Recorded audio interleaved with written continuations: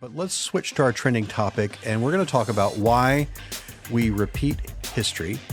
And we talked about us doing that ourselves, me eating hot peppers, and probably a week from now I'll do it again. But the reason we're talking about this is because there are a couple of things happening on the international level. One of those that's happened a few weeks ago was the HBO miniseries Chernobyl. And it was an amazing miniseries. If you get the chance, you haven't seen it, you really need to see that. But then, early in this past month, in August, there was this explosion at a Russian missile testing site. As far as we know, at least 7 people were killed. There are fears of radiation leaks, and the story changed. First it was one thing, then it was another, then the cover-up. We think the Russians were testing a nuclear-powered cruise missile. So it's kind of like, here we go, a little mini Chernobyl, not only with the radiation leak, but also the misinformation, the cover-up of the cover-up.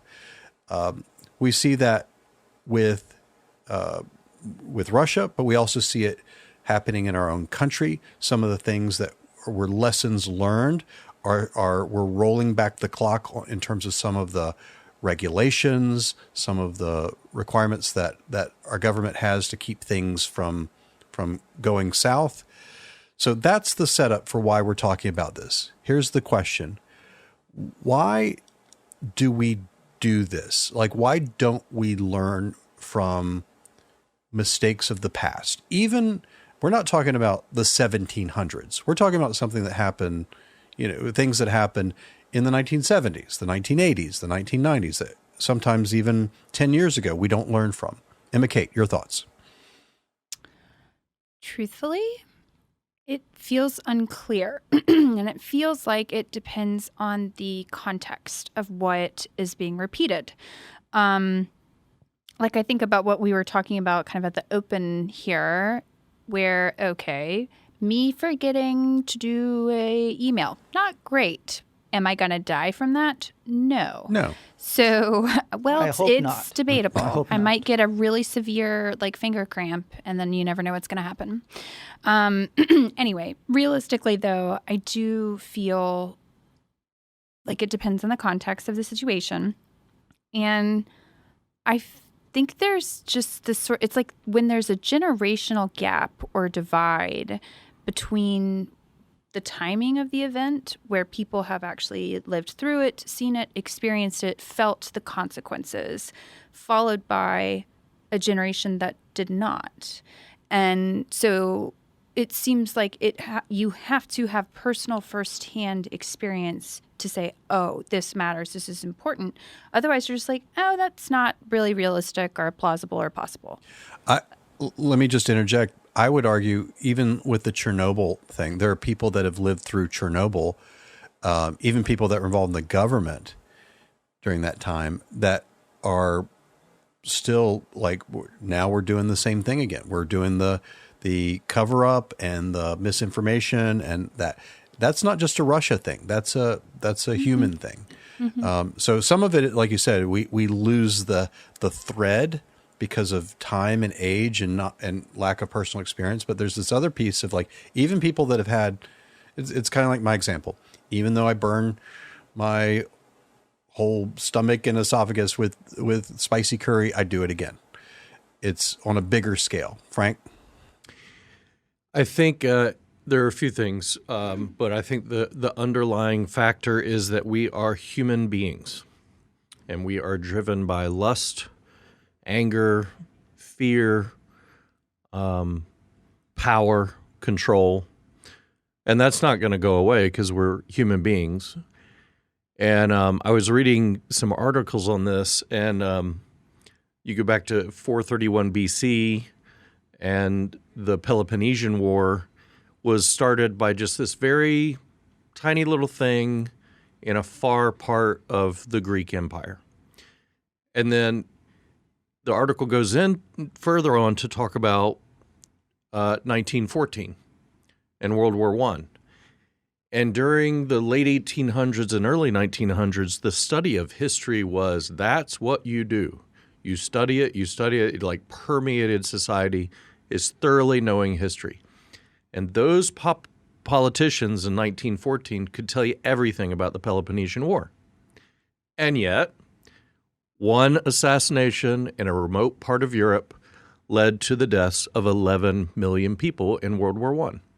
So you may know the lessons of history, but you're still going to be motivated by your base human nature, which, I mean, we're animals.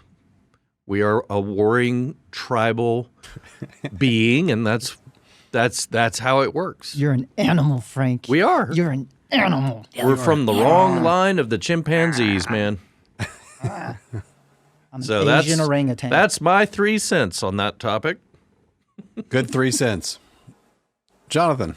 No, I think Emma Kate and Frank are on to the complexity of. I mean, it's not one reason. I mean, I think first of all, when you think about government, those who are attracted to leadership and power are probably going to have higher levels of narcissism, charisma, and charm. Frank's talking about the Peloponnesians. They're, historically, there was an integration of intellectuals and politicians. We've really divided that now. We have scholars that study history, and then we have politicians that are really about advancement in their own political agendas. I think there's what we might call cultural narcissism. Every generation thinks it's better than the last. I mean, that we've learned from the mistakes. I also think something unique, and I'm seeing this even in my own daughters and the younger generation that I work with in a therapeutic setting, that I really think there's been a de-emphasizing of critical thinking. Yeah, absolutely. And so, people think they're smarter and they go, I mean, social media is basically a ground level propaganda tool. Mm-hmm. It's so hard to filter through what is actual truth, reporting, objective information, apart from editorial opinions. I think they're rightfully so. There's been an emphasis on the STEM learning, but maybe it's been at the expense of just some of the classical critical thinking, like a liberal arts study has been so devalued in our time. That's what the majority of people, when I was going through college, like it was being championed, like become a critical thinker, and then you can use that in any type of field or profession. So I think there's a number of reasons. I'm not surprised we find ourselves right now beating ourselves over, saying like it feels like deja vu in our culture right now, because it really does. And it's not just now. I mean, I would argue that this is a repeating thing. And you'd think, well, if we're evolving as a culture and as a people, then we should do better with this. So you guys listed out some really good reasons why this is so. But is there any remedy to this? Like how do we keep from doing the same dumb thing, from repeating the same mistakes over and over again? We see this happen politically all the time. We see this happen culturally all the time. We see this happening personally. Like is there a way psychologically that we can keep from doing this pattern over and over again? I think it has to do with education. I think it has to do with, okay, so let's go to this. We repeated Vietnam by going into Afghanistan. We've been there 15 years. We repeated Vietnam by going into Syria. We have these proxy wars, Russia versus the U.S., Afghanistan, blah, blah, blah.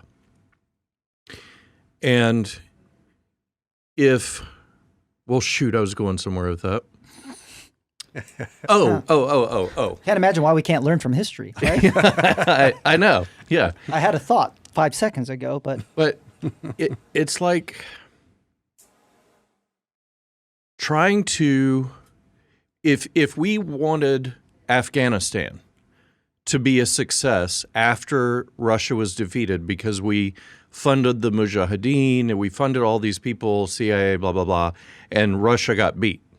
If we had gone in there with $1 billion and built schools and funded their education system and really educated the young people of that country for the next decade, we'd be fine.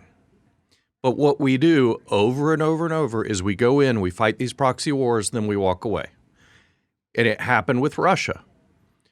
When Germany was defeated in World War I, we left them high and dry. They went into a Great Depression, and it allowed for the rise of Hitler. After the Soviet Union was defeated, we're like, okay, we win. Good luck. Goodbye. And then Russia fell apart. Their social structure was destroyed, and it allows for the rule of Putin. If we had gotten in there, Putin. I thought it too. If we had gotten in there and said, okay, we want to ally ourselves with you and build an infrastructure for your country and bring you into this new world, we wouldn't have a problem. But But we don't learn. Our politicians are idiots. But I think everybody's idiots. That's Well, right. I mean, we are. Let's be real. Nobody's perfect, and we're all human. And so I think one way to consider, at least this is something I think about personally, it's the difference between reacting versus responding. And Right. I think about how we have to create space for allowing discomfort without, engaging with it per se. You just notice it, you observe it. One of my favorite acronyms in my therapeutic practice comes from acceptance and commitment therapy. It's LAMA. So you I like label llamas. it, you let go of your desire to have control or, that urge, whatever it is. And then you've got allow. So you're allowing whatever pops up, a thought, feeling, emotion. You're being mindful of that experience. What do you notice in your body? And then you're approaching what matters, your values. So it's just a different way to create space to honor, whatever feelings are there, while at the same time not getting hooked by it. But here's the thing. Your IQ is probably above average. Probably. I'd say it is. Maybe. Mm-hmm. Close. Mm-hmm. The majority of the humans have an IQ between 90 and 110. The majority of the humans have an average IQ. Okay. That's an average. by Right. definition, they have By an average definition, IQ. that And is the average. therefore, the average human being is going to do all this stupid crap that I'm talking about. But They're not going to want to be mindful. They're going to be reactive. Yeah, but Frank, you got a high IQ and you do stupid stuff all the time. Yeah. So Yeah, but I have intelligence I have is trauma. not. I have trauma. Relax. hello.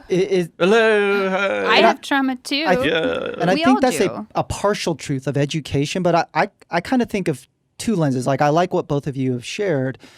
On a more individual level, I think hierarchy of needs is we're talking about all this power and government, and it's how do you really reach people? How do you really build alliances and collaborate? And it's you got to attend somebody's fundamental need versus power. And part of learning from history is the ability to admit wrongdoing and that you made a mistake. And that really comes from humility. That's a growth mindset, but that's also moral and character development. And I think that that's something that leaders and just people in the community, we could emphasize a lot more in terms of moral character development. You talked about values, and that's one thing that I really emphasize in therapy is what are your values, and then how are you living your values? Are your decisions aligning with what you find meaningful? And if not, then there's something kind of offline that we need to course correct.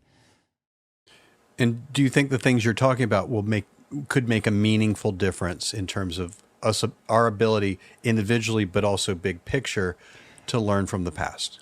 Well, I think of, a couple years ago with the March for Our Lives Right. movement. And that was something that I had the privilege of marching with my daughter up in Washington, D.C.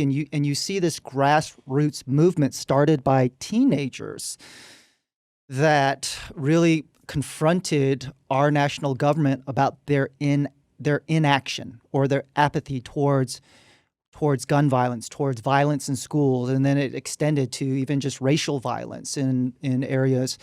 And I truly do believe that grassroots movement oftentimes have the ability to lay a foundation like cement, the sure and steady versus try from the top down. A lot of times when we aim too high, it's a home run or a strikeout versus make small changes on the community level, then the state level, then the national level, then the global level. And it's sure and steady, but it's better than 20 years of progress, then we repeat history. 20 years of progress, then we repeat history.